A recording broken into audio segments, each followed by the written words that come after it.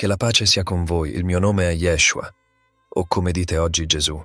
La mia storia la conoscete sicuramente, e per questo non starò a ripeterla e ad annoiarvi con quello che già sapete.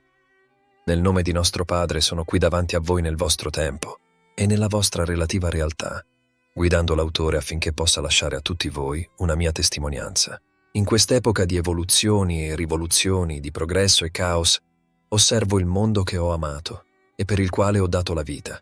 Con occhi pieni di amore, ma anche di profondo dispianto, vedo la vostra società e sento il bisogno di parlare, non come un giudice severo, ma come un fratello preoccupato, un amico che desidera il meglio per voi.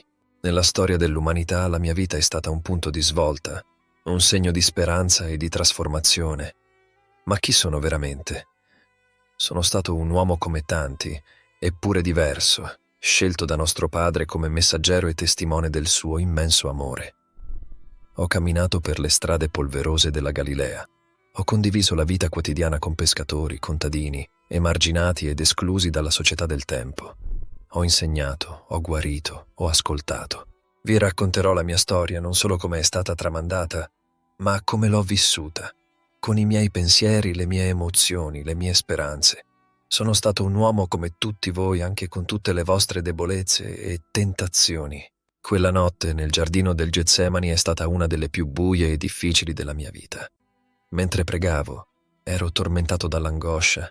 Sentivo l'approccio inesorabile del mio destino. L'aria era carica di tensione, il silenzio rotto solo dai miei sospiri e dalle preghiere.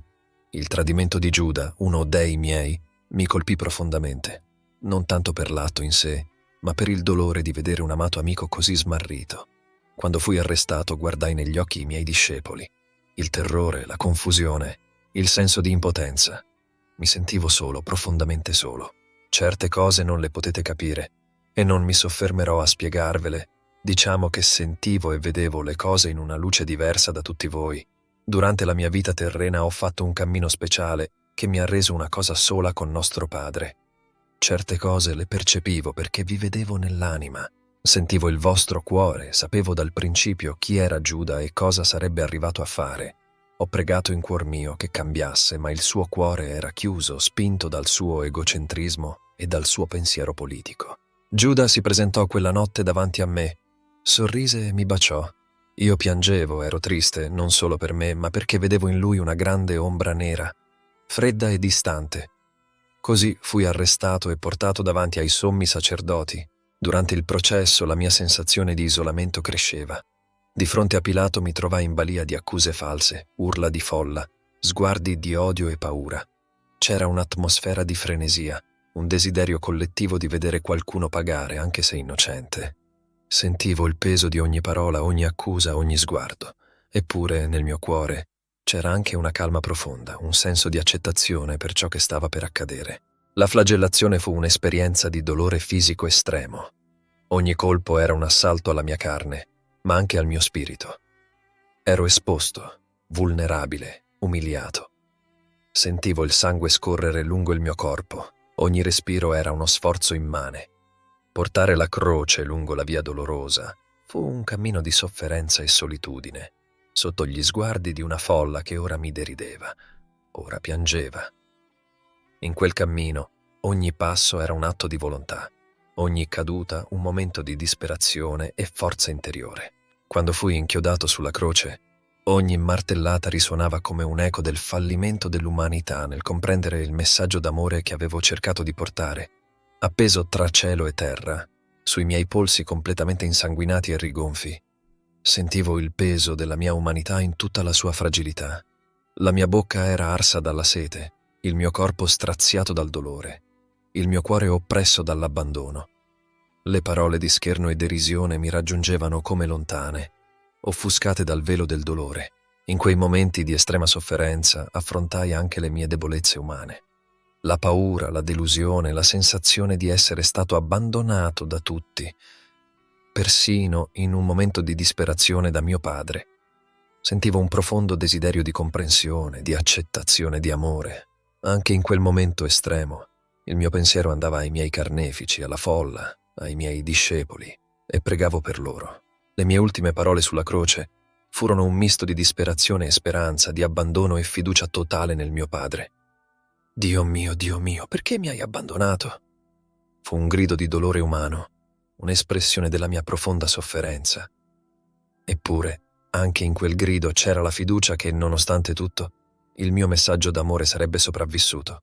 La mia morte fu un momento di liberazione, di fine di una sofferenza terrena, ma anche l'inizio di qualcosa di nuovo, di una speranza che avrebbe attraversato i secoli. Nostro Padre mi ripagò pienamente della mia sofferenza e mi fece il suo regalo più immenso, se stesso. Raccontare questi eventi, rivivere quei momenti, mi porta a riflettere sulla fragilità e la forza dell'essere umano. La mia storia è una storia di amore incondizionato, di sacrificio estremo, ma anche di umanità profonda. La mia speranza è che, attraverso il racconto della mia passione, della mia morte, le persone possano trovare ispirazione per vivere con più amore, più compassione, più umiltà, ricordando sempre che anche nel più profondo dolore c'è speranza e redenzione. Non parlerò delle vostre religioni e della vostra politica. Questo a me non importa, non mi importa se siete cattolici o musulmani, atei o induisti. Siete tutti miei fratelli e il paradiso vi attende tutti, a prescindere da ogni vostro pensiero e colore. Certo, la strada sarà tanto più lunga quanto sarà chiuso il vostro cuore e distante la vostra anima, ma c'è una cosa che dovete capire, un punto essenziale affinché possa continuare nel mio racconto. In questa vostra realtà siete tutti utili, chi più, chi meno. Nella vostra società avete bisogno di tutti e del contributo di tutti. Siete tutti ingranaggi di un sistema che chiamate società. Però nessuno di voi è indispensabile. In questa realtà siete necessari, ma non indispensabili. Per quanto importante che siate, non siete comunque fondamentali. Per nostro Padre è esattamente il contrario. Che se ne fa di un medico, di un avvocato o di un ingegnere? Per nostro Padre siete fondamentalmente tutti inutili, ma al tempo stesso siete tutti indispensabili. Siete tutti suoi figli e come tali siete parte di Lui. Mi fate sorridere quando nelle vostre religioni, così ricche di fantasia, vi scomunicate. Può nostro Padre scomunicare se stesso? È tutto molto più semplice. Lo dipingete come un uomo anziano con una grande barba bianca, severo e pronto a giudicarvi, amorevole con chi segue la sua volontà, e tremendamente severo e vendicativo verso chi non rispetta le regole che vi siete dati attribuendole a Lui. Questa voi la chiamate giustizia, e per voi giustizia è sinonimo di vendetta, contrappasso. Avete creato nostro Padre a vostra immagine e somiglianza, con tutte le vostre meschinità e nefandezze. Giustificate ogni vostra volontà come legge divina, ogni vostra azione con il termine santo. Per le vostre religioni, quando sarete davanti a Lui tremerete e piangerete, perché temerete il suo giudizio che sarà duro e severo. Volete sapere chi è davvero nostro Padre? Volete sapere cosa è veramente il paradiso? Per farlo chiudete gli occhi e concentratevi su uno dei momenti più belli della vostra vita, un momento nel quale la vostra anima e il vostro cuore gioivano quando vostra madre o vostro padre o una persona a voi cara vi ha mostrato un grande gesto di affetto e amore, oppure quando è nato vostro figlio o quando avete superato un terribile momento. Sentite nuovamente in voi quelle sensazioni, quel momento. Ora moltiplicate quelle belle sensazioni per 100 milioni ed è esattamente la metà di come vi sentireste quando sarete in paradiso e davanti a nostro Padre. Ma il cammino è lungo e molto tormentato, e più il vostro cuore sarà chiuso e la vostra anima buia, più quel cammino sarà sofferente e tormentato. Cercherete di sostituire quelle sensazioni con altre cose, valori effimeri che non faranno altro che darvi una breve e fugace sensazione di piacere, e più si chiuderà il vostro cuore più cercherete, come una droga, quelle altre cose che appagheranno il vostro ego come la lussuria, il potere, l'avidità. Sarete disposti a compiere qualsiasi nefandezza pur di averle. Diventerete così dipendenti da queste cose da utilizzare tutto il vostro prezioso tempo per ottenerle. E ogni volta che riuscirete nel vostro intento, ne vorreste ancora, e ancora, e ancora. Non ne avrete mai abbastanza, perché? Perché queste cose non vi daranno quello che cercate dal principio, la felicità. Sapete qual è il più grande rimorso che avrete quando starete per lasciare questa vita? Il tempo. quel dono prezioso che vi è stato concesso e che avete sprecato trascurando tutto quello che vi avrebbe reso veramente felici e consapevoli. D'altronde tutti siete in questa realtà per una sola cosa, la ricerca della felicità. Per farlo e per percorrere quel cammino di ricerca non avrete bisogno di nessuno. Siete soli e da soli vi educherete, ma siete superbi. Vi sentite giusti e non avete un briciolo di umiltà, siete talmente superbi da santificarvi da soli, concedendovi ruoli e indulgenze. Ipocriti. Vi sentite strumenti del Signore e definite i vostri seguaci servi del Signore. Quale Signore? Mio padre no, di certo, lui non ha servi, come dicevo prima, non ne ha bisogno. E se ha bisogno di qualcosa, state certi che ve lo chiederà lui di persona e non smetterà di amarvi anche se risponderete di no. Ciechi che guidano altri ciechi. Non è un caso quando dissi ai presunti giusti che prostitute e peccatori avrebbero raggiunto il paradiso anche prima di loro. Come dicevo, quanto più il vostro cuore è chiuso. In questa realtà molto più duro e tormentato sarà il vostro cuore e il vostro cammino dall'altra parte. E non pensiate che quando morirete e passerete dall'altra parte, tutto sarà più chiaro e riuscirete a riprendere il giusto cammino. Dall'altra parte sarà ancora peggio e sarà ancora più duro e doloroso il vostro cammino. Tanto è chiuso il vostro cuore in questa realtà, quanto lo sarà altrettanto nell'altra, se non di più. Ma come dicevo nostro Padre, non farà a meno di nessuno di voi. Lui non conosce odio, non conosce vendetta. Il suo senso di giustizia è molto diverso da quello che voi oggi percepite. Lo capirete soltanto quando aprirete veramente il vostro cuore, una volta vedendo un nostro fratello che in questo mondo compì delle tremende nefandezze, cose abominevoli solo a pensarle. La sua anima era così buia da far apparire persino il paradiso scuro. Padre, questo ha commesso degli abomini immondi, ha commesso così tante nefandezze da oscurare il cielo. Questo per capire e trovare la giusta via avrà bisogno di 10 miliardi di anni. Sapete cosa mi rispose? Vorrà dire che tra 10 miliardi di anni io sarò lì, pronto ad aspettarlo e riabbracciarlo. A darvi pene e tormenti non sarà nostro Padre, ma sarete voi stessi. Farete voi da soli, come d'altronde avete sempre fatto. Quando sarete davanti a nostro Padre, lo capirete perché il vostro cuore sarà pieno di tanta gioia che non riuscirete nemmeno a parlare.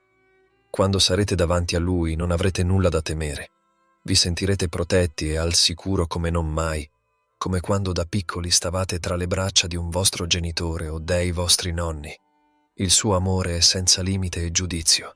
È sempre lì davanti a voi, pronto ad aspettarvi e correre in vostro soccorso quando lo chiamate con tutto il vostro cuore. Come ci arrivate al paradiso? Cosa significa aprire il vostro cuore? Questo lo ripetevo spesso perché anche al tempo che ho vissuto, gli altri non capivano e non c'erano scritti o testimonianze che potevano spiegarlo.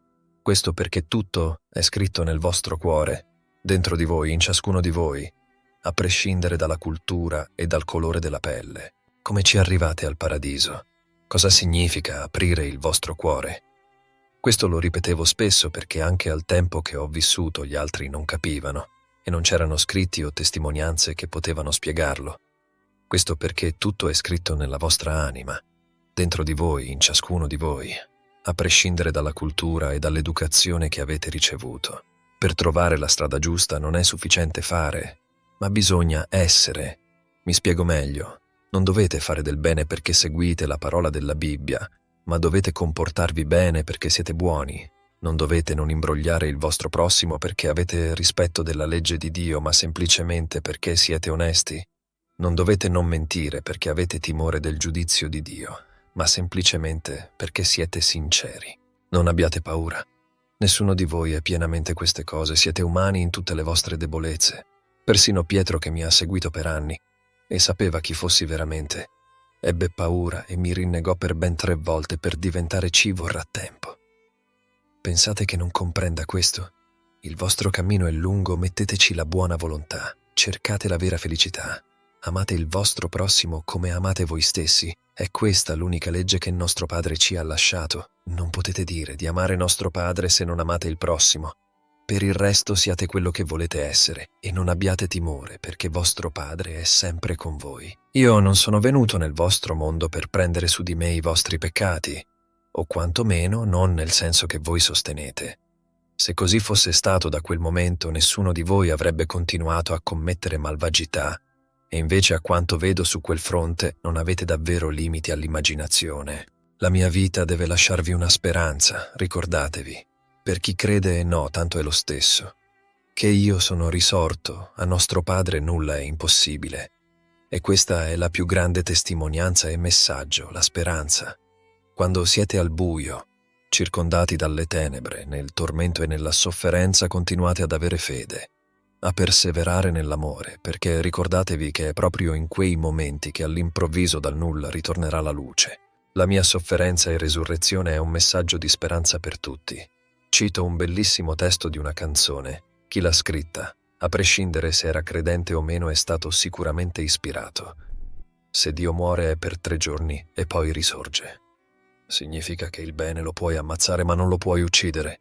Chi vuole intendere comprenda il mio messaggio.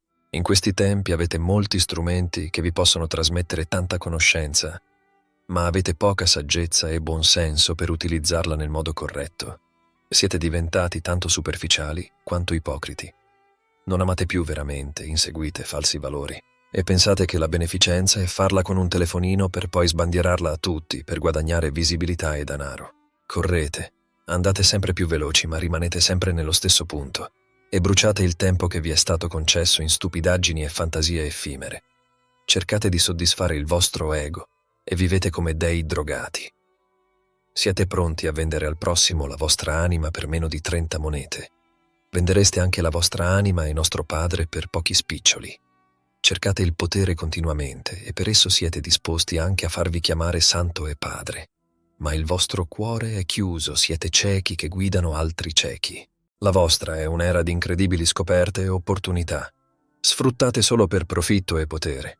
Ma è anche un tempo in cui i valori sembrano sfuggire come sabbia tra le dita.